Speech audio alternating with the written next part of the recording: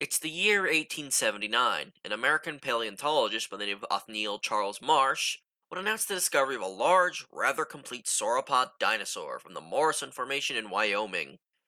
Marsh would consider it an entirely new genus and species he called Brontosaurus excelsus, the name meaning thunder lizard.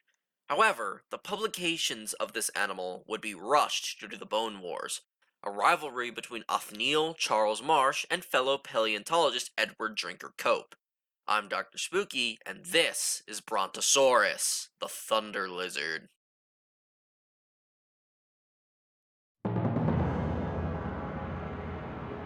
As stated earlier, Brontosaurus was discovered by paleontologist Othniel Charles Marsh in 1879 in the Morrison Formation at Como Bluff, Wyoming. Due to the publication of Brontosaurus being rushed, in the year 1903, American paleontologist Elmer Riggs had argued that Brontosaurus was not different enough to warrant being its own genus. So he made a new species, Apatosaurus excelsus. And because Apatosaurus was discovered earlier, it had name priority. However, before the mounting of the specimen in the American Museum of Natural History, paleontologist Henry Field Osborn refused to label the specimen Brontosaurus, despite being a strong opponent of Marsh and his taxa. Thus, in 1905, the American Museum of Natural History would unveil its first ever mounted skeleton of a sauropod, a composite specimen referred to as Brontosaurus excelsus. The specimen was very much complete, only missing the feet, scapulae, and lower leg. The skull would also be modeled based on the jaws and teeth from different quarries.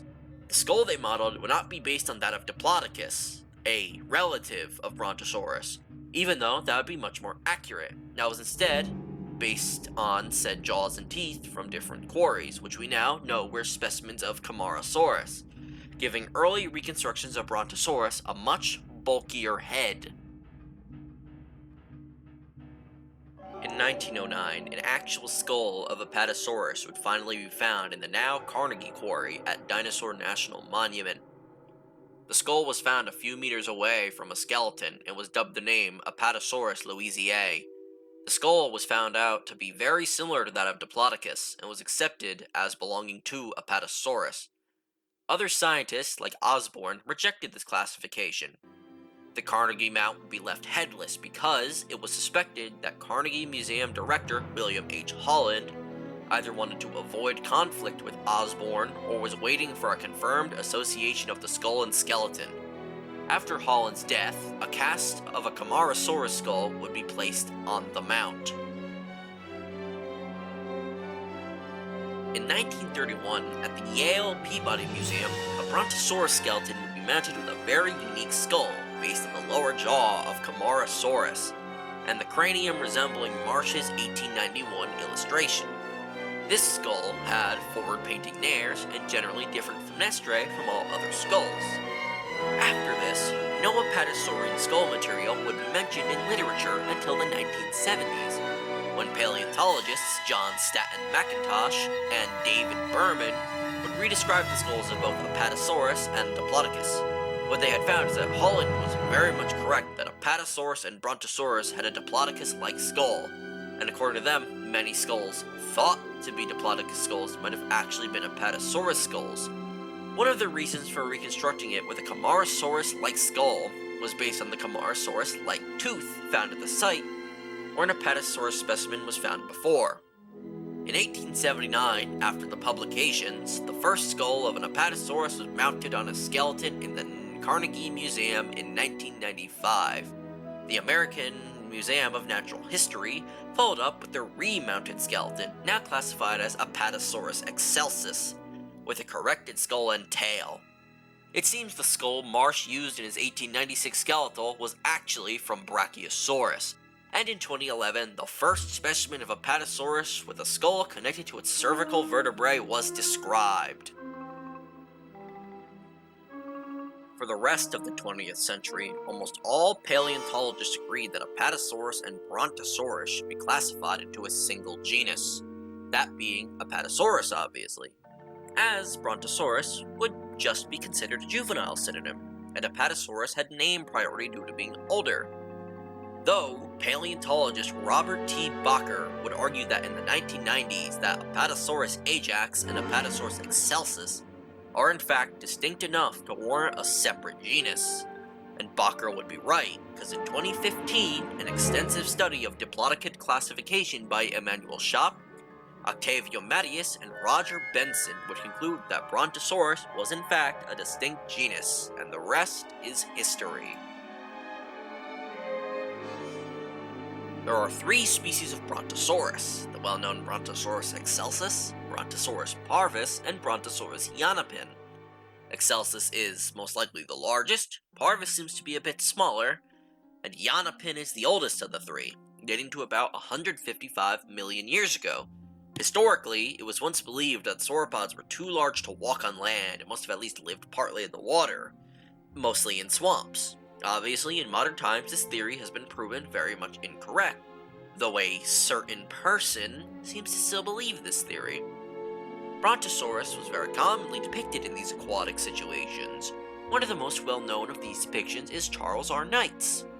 Posturally, it has been thought that sauropods held their necks high, but studies on diplodocids such as Brontosaurus suggest that their necks aren't actually that flexible, and may have held them lower than usually depicted, as based on other tetrapods, due to sauropods lacking unique muscles in the neck to do this. B. excelsus is estimated to have weighed 15 tons and measured up to 22 meters long, making it one of the larger sauropods from the Morrison Formation.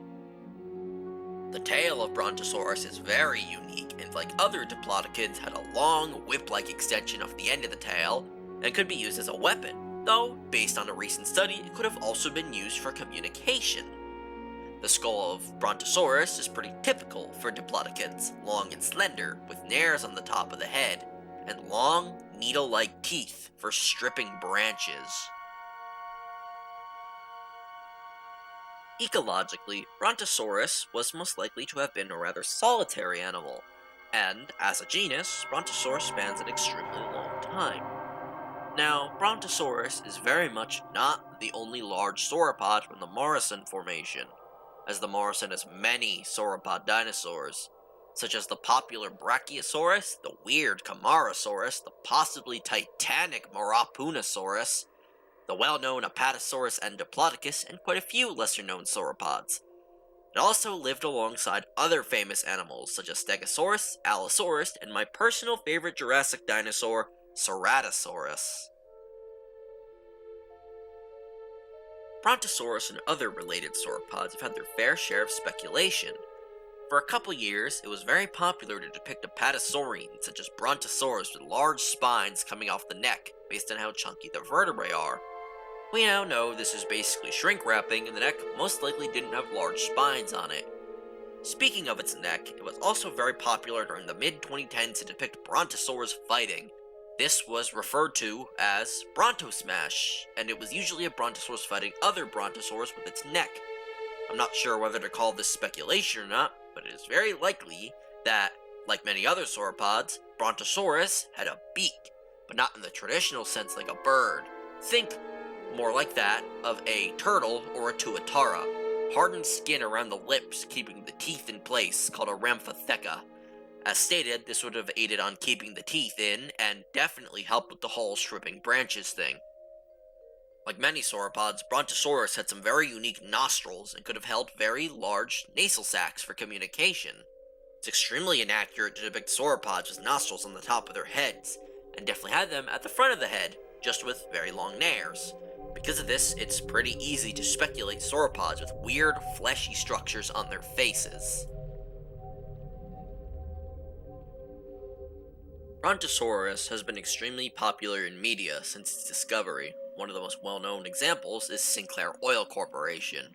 For years, Sinclair's official logo and mascot has been a Brontosaurus. Another popular one is Gertie the Dinosaur. While incorrect to call this the first ever animated film, this is certainly one of the first, and one of the most important. Another very important film to have Brontosaurus is the 1925 film The Lost World, which featured a Brontosaurus fighting an Allosaurus. These and a few others have helped to cement Brontosaurus into popular culture for years to come. As you can see, Brontosaurus has had a very interesting history, from being the first mounted skeleton of a sauropod to a whole debate that lasted for many years.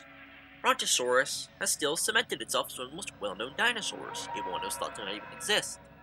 And if anything, this shows that the Bone Wars was just an absolute mess, leading to a whole debacle that lasted way too long over the classification of something that probably should have been obvious from the start. This has been Dr. Spooky. Thanks for watching.